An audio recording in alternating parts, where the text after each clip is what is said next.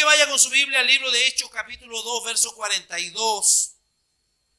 Y podamos continuar, hermano, con esta serie de sermones que los hermanos han estado trayendo y que hemos dispuesto por algunos meses, lo que es la vida en iglesia, cómo vivir como una iglesia.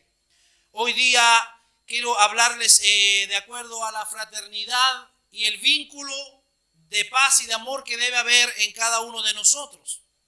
La Biblia dice en Hechos 2:42, perseveraban en la doctrina de los apóstoles, en la comunión unos con otros, en el partimiento del pan y en las oraciones. Yo quiero preguntarles en esta noche que usted piense en algún lugar donde usted sabe y donde usted ha comprobado que hay compañerismo. Piense un momento en algún lugar donde usted vea a diario que hay compañerismo. Algunos dirán, en torno, pastor, a un asado. Otros dirán, después de un partido de fútbol. Otros dirán, ¿dónde hay compañerismo? Bueno, en tal vez el local de negocio de la esquina, ¿verdad? Donde conversamos y hacemos vida social. Pero realmente esto nos lleva a realizarnos una pregunta. ¿En qué se diferencia la comunión cristiana de las amistades y las relaciones del mundo?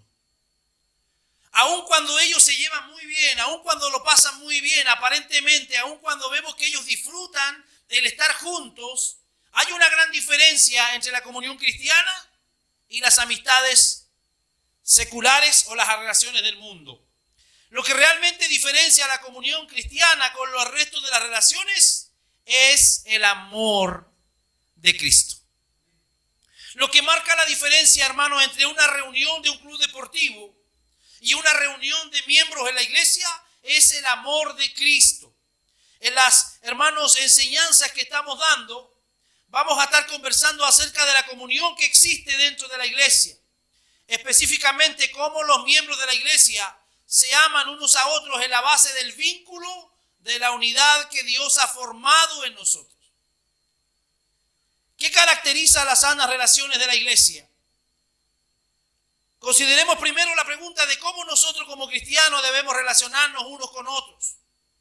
La respuesta es simple y profunda a la vez. El amor de Cristo es lo que distingue nuestra comunión de cualquier otra comunión terrenal. Vea lo que dice el Evangelio en Juan 13, 34, 35. Un mandamiento nuevo os doy, que os améis unos a otros como yo os he amado, y que también os améis los unos a los otros. En esto conocerán, dice, todos que sois mis discípulos, si tuviereis amor los unos con los otros.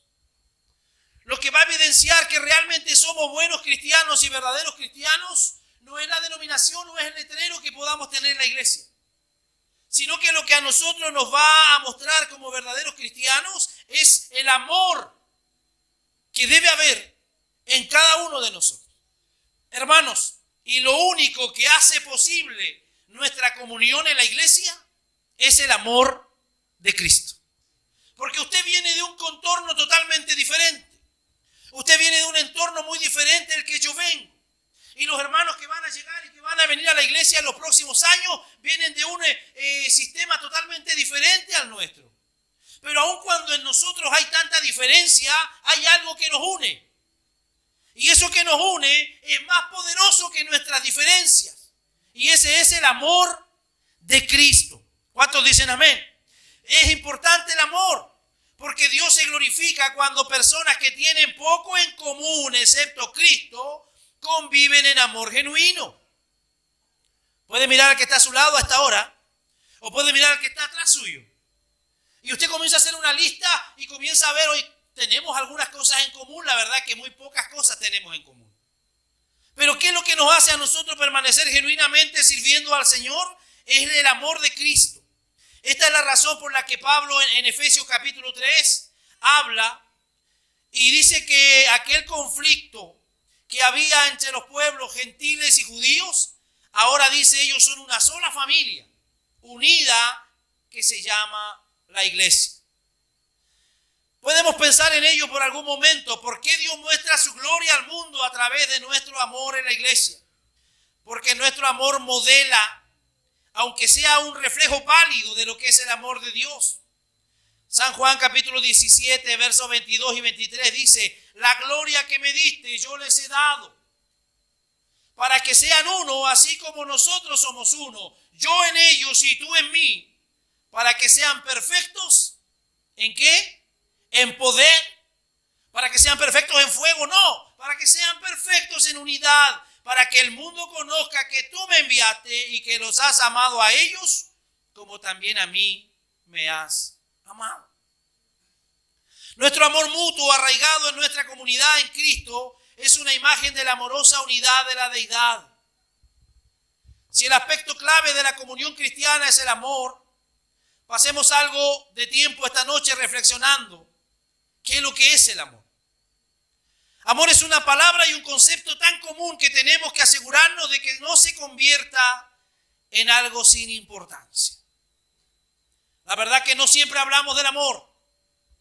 Hablamos de muchos temas doctrinales, hablamos de mucha teología, hablamos de muchas cosas. Pero pocas veces en la iglesia hablamos del amor. Pocas veces, ¿por qué? Porque muchas veces en la iglesia no se le da la importancia que realmente esto quiere. La sencilla definición del gran Jonathan Edwards dice: el amor es esa disposición o afecto por el cual uno es querido por otro. Como cristianos nos amamos unos a otros. ¿Y por qué yo amo a mi hermano? Porque Dios nos ama. Ser hijo de Dios implica amar lo que Dios ama y odiar lo que Dios odia. Y Dios ama a la iglesia. ¿Cuántos saben que Dios ama a la iglesia? La ama tanto que la compró con un precio de gran valor como fue la propia sangre de su Hijo Jesucristo. Así el amor de Dios enseña que el amor no es simplemente una emoción o no es simplemente un sentimiento, hermano. Cuando en la vida del cristiano está arraigado el amor como una emoción, eso no va a prevalecer y no va a permanecer, porque las emociones son pasajeras. Las emociones van y vienen. Somos personas, entes emocionales y racionales que siempre estamos fluctuando en nuestras emociones.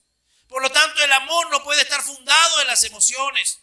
El amor de Dios modela entonces que el amor no es meramente una emoción, es una disposición. ¿Qué es el amor? Disposición hacia otro que se expresa en acciones concretas para lograr el bien supremo de esa persona. O sea, no es solamente un sentimiento. Porque el evangelio no es por sentimiento. Hay muchos que dicen: no, es que hoy no sentí orar. Usted no tiene que sentir orar o no, usted tiene que orar. Hoy no sentí leer la palabra. Usted no tiene que sentirlo, tiene que hacerlo, porque es una obediencia a Dios. Hay mucha gente que en el evangelio camina por sentimiento, pero nosotros el amor es una disposición. Yo me dispongo a amar. ¿Por qué? Porque Cristo primero a mí me amó. ¿Cuántos dicen amén? Mira al que está a su lado, dile: yo me dispongo a amarte. Mira al que está atrás suyo, dígale: yo me dispongo a amarte, porque es lo que Dios nos ha establecido. Si eso es lo que es el amor, quiero que notemos algunas cosas. La primera, el amor cristiano no es fácil, es difícil. El amor nace en nuestros corazones y nuestros corazones son engañosos. El Señor dijo que engañoso es el corazón más que todas las cosas. Dice: ¿quién lo conocerá? Sino solo Jehová. ¿Por qué hay tantas exhortaciones en el Nuevo Testamento para que los cristianos se amen? Porque necesitamos escuchar esto una y otra vez en nuestra carne. Muchos preferimos otro tipo de conversaciones. Pastor, hablemos de otra cosa. Hablemos, pastor, a lo mejor de escatología, de la venida del Señor. O hablemos de otros temas, pero no hablemos del amor, porque eso como que pareciera que no mueve a la gente. Y la verdad que el amor es el centro, hermano, de nuestra relación como iglesia. Lo segundo que debemos notar es que el amor cristiano, aun cuando puede ser difícil, podemos mostrar amor por la gracia de Dios. Primera de Juan 4:19, amamos porque Dios nos amó primero. ¿Por qué amamos? Porque Dios nos amó primero. Y esto no es un intercambio, no es como si dijéramos: tú me invitaste a cenar, así que yo te voy a invitar ahora a cenar. No, no es así. Es un sentimiento que está en nuestra vida, hermano. Es una disposición. No significa que nuestra capacidad de amor proviene, primero que nada, del amor de Dios por nosotros. Cuando tú y yo entendemos cuánto Dios nos ama, nosotros vamos a ser capaces de amar a los demás. Pero cuando el cristiano, cuando la persona que se congrega no entiende la dimensión del amor de Dios, pero el amor de Dios es tan grande, hermano, que muchos de nosotros merecíamos ser enviados al infierno. Muchos de nosotros merecíamos estar tal vez en otro lugar, algunos muertos, enfermos, en cárcel, en muchos lugares, pero el amor de Dios se manifestó y nos ha llamado y nos ha hecho realmente ser sus hijos. La manera más espectacular de la muestra del amor de Dios la tenemos en Juan 3:16. En esto hemos conocido el amor en que Él puso su vida por nosotros. Primera de Juan 3:16, perdón. También nosotros debemos poner nuestra vida por los hermanos. A tal grado debe llegar el amor. Y no solamente a decirlo, a proclamarlo, sino a manifestarlo y a poder demostrarlo. En otras palabras, no podemos alcanzar la madurez para amar a los demás, a no ser que nos esforcemos por alcanzar la madurez para comprender las dimensiones del amor de Dios. Pregunto, ¿cuántos quisieran ser más amorosos? Déjeme ver su mano arriba. Jesús dijo en Lucas 7:47, a quien se le perdona poco, poco ama. Vamos a ver Lucas 7:47, por favor. Aquel a quien se le perdona poco, poco ama. Por lo cual te digo que sus muchos pecados le son perdonados porque amó mucho. Más a aquel a quien se le perdona poco, poco ama. Pregunto, ¿cuánto a nosotros Dios nos ha perdonado? ¿A cuántos le ha perdonado mucho? Entonces, ¿cuánto debe amar usted? Mucho. El tercer aspecto del amor cristiano es que produce alegría. No solamente es difícil para los pecadores amar, es supremamente valioso. Amar a otros no solo les hace bien a ellos, nos da la clase de satisfacción para que tú y yo fuimos creados. El Salmo 133, verso 1 dice, mirad cuán bueno y cuán delicioso es habitar los hermanos juntos y en armonía. ¿Cómo es ese sentir? Mirad cuán bueno, cuán maravilloso, cuán deleitoso es que los hermanos habiten juntos en armonía. Juan 2:12 dice, tengo muchas cosas que escribiros, pero no he querido hacerlo por medio del papel y tinta, pues espero ir a vosotros y hablar cara a cara para que nuestro gozo sea cumplido. Cuando hay amor en una iglesia, cuando hay amor, hermano, cuando hay fraternidad en una iglesia, cada uno de ustedes es una persona a la cual se extraña cuando ustedes no están en nuestros servicios. Cuando usted no participa en nuestras reuniones, hermano, sepa que se les extraña. Se les extraña, ¿por qué? Porque nuestro gozo debe manifestar un cumplimiento que es a través del amor. Si nosotros no les amáramos, hermano, nos daría exactamente lo mismo que usted no esté en la iglesia o que usted no se congregue. Pero si alguien le llama, alguien lo visita, es porque realmente el amor de Dios se manifiesta a través de cada uno de nosotros. Teniendo estos aspectos en mente, vamos a ver aquellos aspectos que deben manifestarse en la iglesia para que haya una buena comunión. Número 1, la comunión en la diversidad. Escuchaba algún tiempo cuando alguien decía, mire, cuando nosotros crezcamos en la iglesia, vamos a poner el coro y lo vamos a poner en este lugar, el coro. Y a los coristas les vamos a comprar una camisa de color blanca, un pantalón negro y una corbata roja. Y a las mujeres les vamos a poner una falda roja con una blusa blanca y una corbatita roja. ¿Cómo se verían? Se verían lindos. Se verían uniformados, pero eso no habla que allí haya unidad, sino allí hay ¿qué?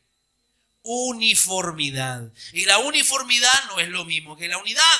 La iglesia está luchando siempre con la comunión en la diversidad. Lo que hace rica a la iglesia es la diversidad de personas. Lo que hace rica una iglesia es la diversidad cultural. Es la diversidad de caracteres, hermano. Porque de lo contrario, Dios hubiera creado a un montón de robots y hubieran sido todos iguales, la misma información y todos hubieran obedecido de la misma manera. Pero Dios no le plació eso, sino que Dios se glorifica en la diversidad. El amor busca el entendimiento. ¿Qué tenemos que lograr? Entendimiento. Venimos, lo dije al principio, de crianza diferente. Tenemos diferentes tipos de educación. Fuimos criados de manera diferente, pero la diversidad, allí es donde Dios se glorifica. Cuando ya hemos discutido de alguna manera esta palabra, ¿qué significa esto para nuestras relaciones en la iglesia? Significa que el amor busca el entendimiento. El amor alcanza a quienes son distintos a ti, a quienes son preciados para ti a causa del evangelio, y busca entender los anhelos y los sueños y las luchas que cada uno de los cristianos tiene en la iglesia. Todos nosotros tenemos sueños, anhelos, pero también es cierto que todos tenemos luchas. Y si yo como pastor amara solamente las cosas buenas de usted, no lograríamos avanzar y no lograríamos, hermanos, estar en unidad. Mas cada uno de nosotros debe velar por su hermano. Debe velar para que el amor de Dios se manifieste en esas relaciones cálidas. Es por eso que Romanos 12:16 dice que no debemos ser orgullosos, sino que debemos asociarnos con los humildes. ¿Con qué tiene que asociarse usted? Vea que dice por favor Romanos 12:16. Unánime entre vosotros. ¿Cómo tenemos que estar? Unánime. Esa palabra unánime, ¿qué significa? Unidos, una mentalidad, un propósito. Unánime entre vosotros, no altivos, sino asociándoos con los humildes. No seáis sabios en vuestra propia opinión. Cuando yo creo tener siempre la razón, entonces estoy poniendo un tope para la unidad. Porque aunque muchas veces, hermanos, podamos tener o no la razón, si hay en nosotros humildad, vamos a saber respetar la opinión de nuestro hermano. ¿Cuántos dicen amén? ¿Puedes imaginar una iglesia así? Una comunidad en que las personas se esfuercen por hacer amistades reales importantes con quienes tienen un trasfondo diferente. Todo es posible cuando Cristo es el centro de esa iglesia. Hablamos extensivamente de lo que Cristo es realmente para cada uno de nosotros. Sé sensible al intentar acercarte para conocer a personas que son diferentes, reconociendo que tu manera de buscar entablar una amistad con ellos proviene de tu propia personalidad y cultura. Un buen consejo que se puede dar acerca de este tema es recordar que si pretendes hacerle a la gente una larga lista de preguntas para conocerla, eso puede ser íntimamente incómodo. Lo hablábamos el otro día, hermano. Cada uno de nosotros hemos llegado a la iglesia con pecados, con problemas, con dificultades. Más de alguien en la iglesia nos abrazó, nos cobijó y nos recibió. Y por eso nosotros hoy día estamos perseverando en una iglesia. Entonces, esa es la práctica que nosotros debemos tener. Esa facilidad, hermano, que la da el Señor, esa gracia de poder recibir a alguien, de poder cobijarlo y de poder entablar una conversación como si nos hubiéramos conocido de toda la vida. Y no que tengamos que seguir un patrón de un montón de preguntas, hermano, sino que haya un afecto, que haya una afabilidad en cada uno de nosotros como parte de la iglesia de Jesucristo. En la diversidad del Señor se va a glorificar. Usted ore por su hermano. Si usted ve que hay defectos allí, usted ore por su hermano. No se los tire, no se los enrostre. No se los eche por la cara. Usted ore por él, porque en la diversidad es donde Dios se va a glorificar. ¿Cuántos dicen amén? Segundo, la comunión en el servicio. El amor requiere sacrificio. Nuestra comunión debería caracterizarse por un amor sacrificial. Somos una comunidad que se reúne no para ser servida. ¿Para qué nos reunimos? Para servir. Si alguno de ustedes piensa que viene a la iglesia para que otros les sirvan, está equivocado. Cada uno de nosotros hemos sido llamados al servicio del Señor. Y el Señor lo dijo muy claro en una oportunidad hablando con unos personajes. Y Él le dice, porque yo tuve hambre y me diste de comer. Tuve sed y me diste de beber. Estuve enfermo y me visitaste. Y por ahí alguien lo vio, maestro, no me acuerdo. ¿Cuándo te hicimos eso, maestro? Jesús le dijo, cuando a uno de estos pequeños lo haces, a mí me lo estás haciendo. En esto consiste, hermanos, el amor. No en que nosotros hayamos amado a Dios, sino que Él nos amó primero y envió a su Hijo en propiciación por nuestros pecados. Una forma de poder hacer esto en nuestra iglesia es llevando las cargas los unos a los otros, como dice Gálatas capítulo 6, verso 2. Veamos qué es lo que dice, por favor, Gálatas capítulo 6, versículo 2. Llevar las cargas y los pesares de los demás. ¿Cuántos de ustedes alguna vez se ha sentido preocupado por los problemas de su hermano? Eso demuestra que hay amor de Dios en su vida. ¿Qué dice Gálatas 6:2? Sobrellevar los unos las cargas de los otros y cumplir así la ley de Cristo. Esto significa estar al lado del que atraviesa un tiempo difícil. Espiritualmente ayudarlo. Físicamente también ayudarlo, animarlo. Porque hay algunos hermanos que necesitan ese empujoncito. Hay algunos que les cuesta, hermano, poder caminar y poder mantenerse en una relación como el Señor quiere. Entonces nosotros, que la Biblia dice que son más espirituales, debemos sobrellevar a los más débiles. Así que mira bien serio a que está a tu lado, dile: yo estoy para servirte. Rompa el orgullo y dígale al que está a su lado: yo estoy para servirte. Gloria a Dios. En todo ámbito, hermano. Lo analizábamos el otro día en la reunión de membresía. Quisiéramos tener muchos recursos como iglesia para poder ayudar a los hermanos, no solo espiritualmente, sino también a veces económicamente. Ya llegarán los días, hermano, en que podamos hacerlo. Pero esto es por la gracia de Dios. Algo normal en nuestra iglesia, hermano, debe ser que debamos conocer y debemos sobrellevar las cargas los unos de los otros. Aquello que se realiza en las reuniones de oración, aquello que se realiza muchas veces por el WhatsApp de la iglesia: hermanos, necesito que me ayuden a orar por esto y esto. Y eso debe ser una carga en nuestra vida, un peso. Porque mi hermano lo está solicitando, mi hermano está en dificultad, mi hermano está en problema. Tercero, la comunión en la verdad. El amor conduce a la santidad. Una iglesia cristiana es una comunidad que anda en la verdad, que predica la verdad. A diferencia de otras comunidades, nosotros debemos caracterizarnos por la transparencia a través de la palabra del Señor. El apóstol Pablo nos habla y nos enseña que nosotros somos embajadores y somos portadores del mensaje. El Señor se lo decía al profeta Ezequiel: va a haber gente dura que no te va a querer recibir el mensaje. Pero aun cuando así sea, nosotros debemos cumplir con predicar la palabra del Señor. Así que si hay algo que no debemos cansarnos, es de predicar la palabra del Señor y hablar de la verdad de Cristo. Jesús le preguntó al Padre en San Juan 17:17, le dice: santifícalos. Es decir, hazlos más santos y puros en tu verdad, porque tu palabra es verdad. Pablo le dijo a los Colosenses 3:16, la palabra de Cristo more abundantemente en vosotros, enseñándoos y exhortando unos a otros con sabiduría. Enseñándoos y exhortándoos. Esa palabra exhortar conlleva una gran responsabilidad.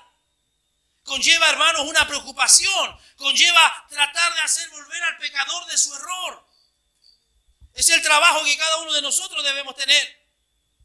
Primero, es, hermano, el estar en santidad. Santiago 5:16 dice: confesaos vuestras ofensas unos a otros y orad unos por otros para que seáis sanados. Esto no quiere decir que debes abrirte y confesar tus luchas más oscuras a todos los miembros de la iglesia con micrófono en mano. Pero sí debemos estarnos abriendo en oración al Señor. Y cuando es necesario, pedir ayuda y pedir apoyo a nuestros hermanos. Tenemos que admitir que solo bajo el control del Espíritu Santo podemos lograr aquella santidad que el Señor le ha prometido a través de su palabra. Si usted no permite que el Espíritu Santo a través de la palabra le ayude a ser mejor cristiano, no hay otra forma como Dios lo vaya a hacer. No va a venir una varita mágica y le vamos a tocar y usted va a cambiar y va a ser santo, va a ser un fiel cristiano. No, es a través de la proclamación del Evangelio. Es a través del poder de la palabra. Efesios 4:15 dice: siguiendo la verdad en amor.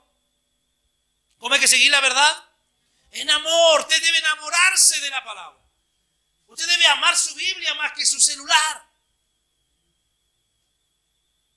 Siguiendo la verdad en amor, crezcamos en todo en aquel que es la cabeza, esto es Cristo.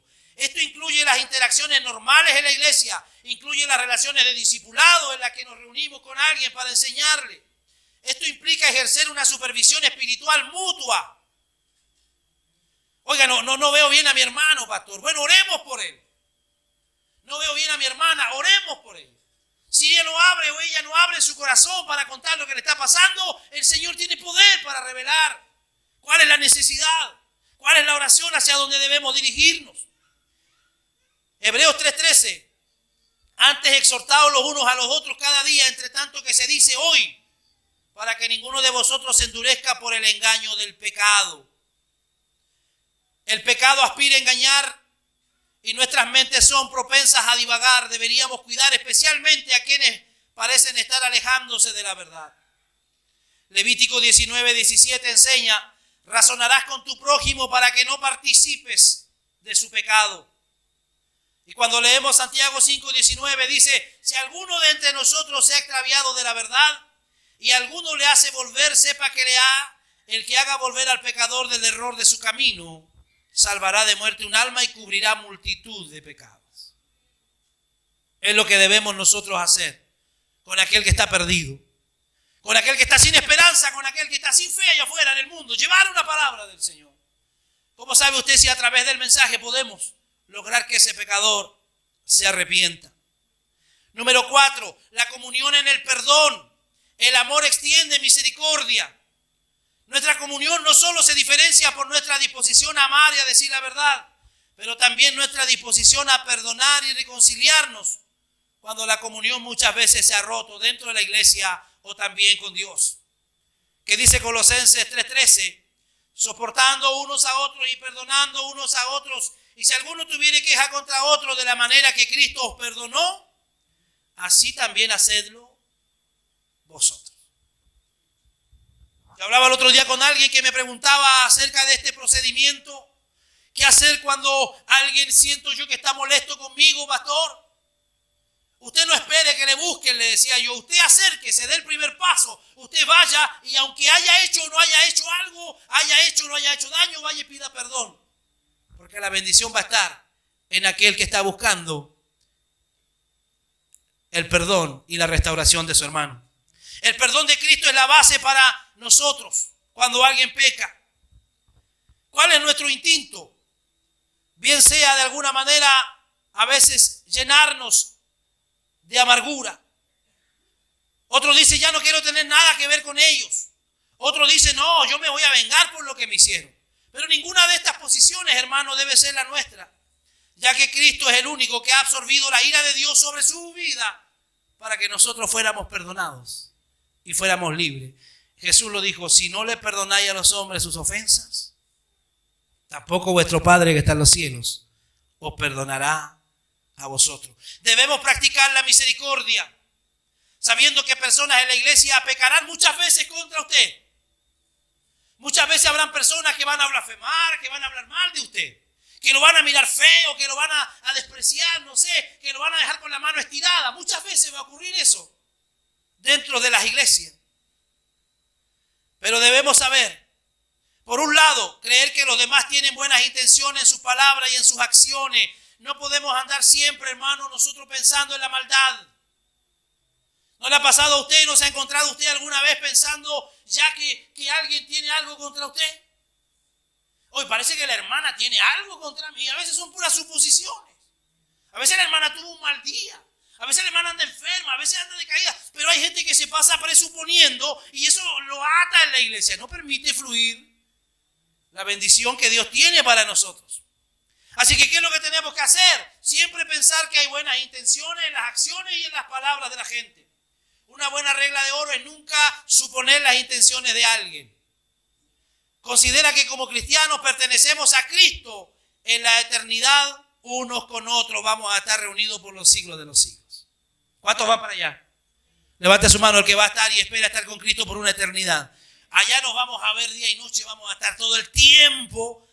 Estos años que estamos aquí para congregarnos es para que aprendamos a amarnos, aprendamos a tolerarnos, para que aprendamos la gracia y la misericordia del Señor.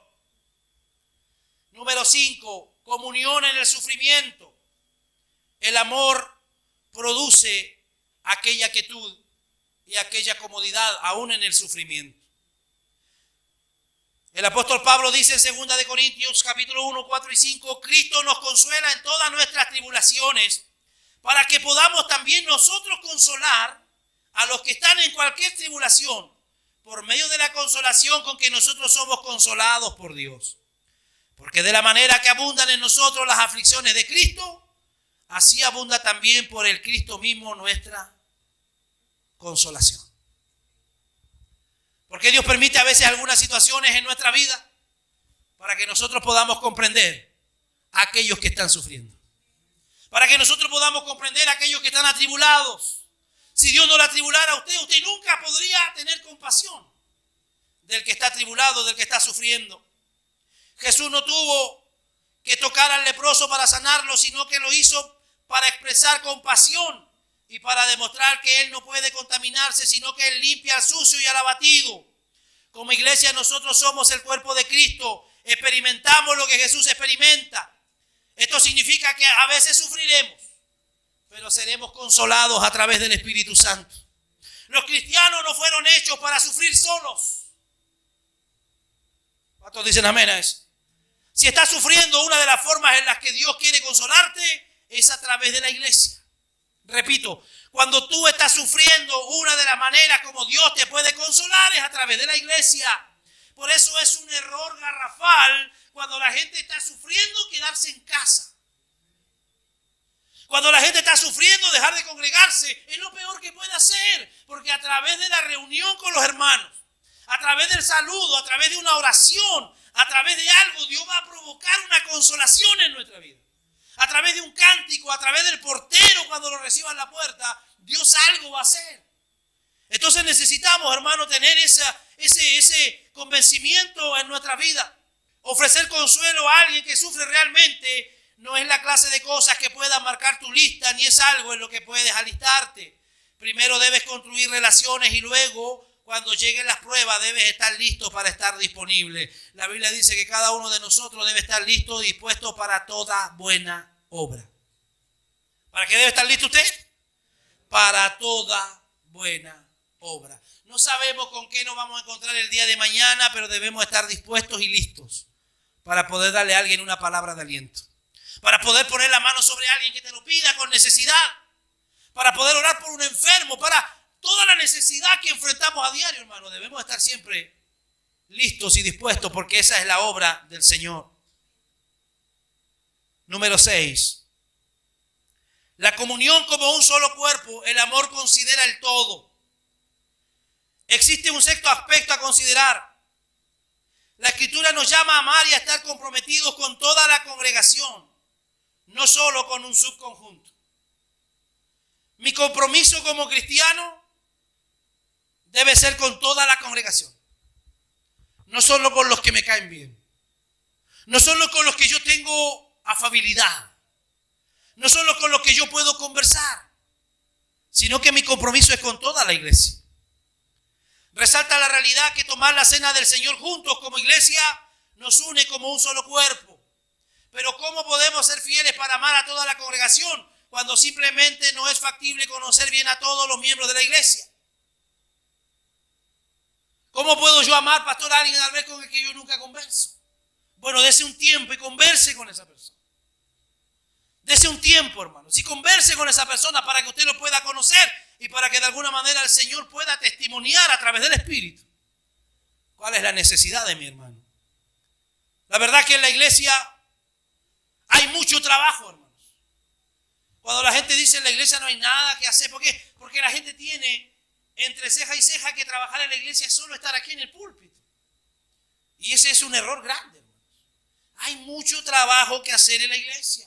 Hay que discipular, hay que enseñarle a los jóvenes, hay que enseñarle a los más jóvenes cómo deben comportarse. Hablábamos el otro día, ¿verdad? Y una de las cosas maravillosas que el hermano Juan también nos enseñaba en su sermón es que las mujeres adultas, ancianas, como dice la Biblia, deben enseñar a las más jóvenes a amar a sus esposos. ¿Cuántos dicen amén? Ahora me dirá Laurita o me dirá Belén, bueno, pastor, yo no tengo esposo. Bueno, entonces enséñele a ser buenas hijas. a ser obedientes a sus padres, a ser respetuosas con sus padres. ¿Se da cuenta que hay trabajo que hacer en la iglesia? Amén, no solo en el púlpito. Tenemos que aprender entonces esta sugerencia. Primero, ore por el directorio de la iglesia. Ore por aquellos que le ministran y le enseñan. Ore por aquellos que están trabajando arduamente en la enseñanza en la iglesia. Si no conoce las necesidades particulares de los hermanos, de los líderes, porque sepa, hermano, que el hecho de que nosotros estemos enseñando y usted nos va a ver siempre predicando, no significa que no tengamos problemas. No significa que no tengamos luchas. No significa que no tengamos necesidades. Entonces, ¿cómo usted las puede suplir? Orando. Orando por aquellos que están liderando. No apuntándolo, hermano. No criticándole. No buscándole el defecto. No mirándole el error. Sino cubriendo a nuestros hermanos a través de la oración. Segundo, podemos amar a toda la congregación al edificar a algunas personas a través del discipulado. Para que a su vez ellos puedan tomar lo que han aprendido y ministrar a la congregación. Eso se llama dar por gracia lo que por gracia hemos recibido. Usted dirá, pastor, es que yo no soy un gran teólogo. Ninguno de nosotros es un gran teólogo. Todo lo que sabemos lo hemos aprendido gracias a la misericordia del Señor. A través de la lectura, a través de la comunicación con el Espíritu Santo. Pero necesitamos, hermanos, tener aquellas personas que estén dispuestas a discipular a los hermanos que lo necesitan y aquellos que quieran aprender del Evangelio. Una de las cosas más amorosas y prácticas que podemos hacer también en la iglesia es apoyar todas las labores que se realizan en la iglesia. Hermano, en la iglesia no basta solo con poner una ofrenda o poner un diezmo. En la iglesia su persona es importante. En la iglesia su presencia es importante. Por eso cada vez que usted falla y uno viene a la iglesia hay una preocupación. Porque más que el aporte monetario que se puede hacer en la iglesia, es su persona la que debe ser edificada. Podemos comprometernos a asistir a las reuniones de miembros, que a veces, hermano, parece que fueran tan latosas. Pero es allí donde el Señor se glorifica. Y es allí donde Dios nos edifica. Quiero que cierre sus ojos y podamos orar al Señor.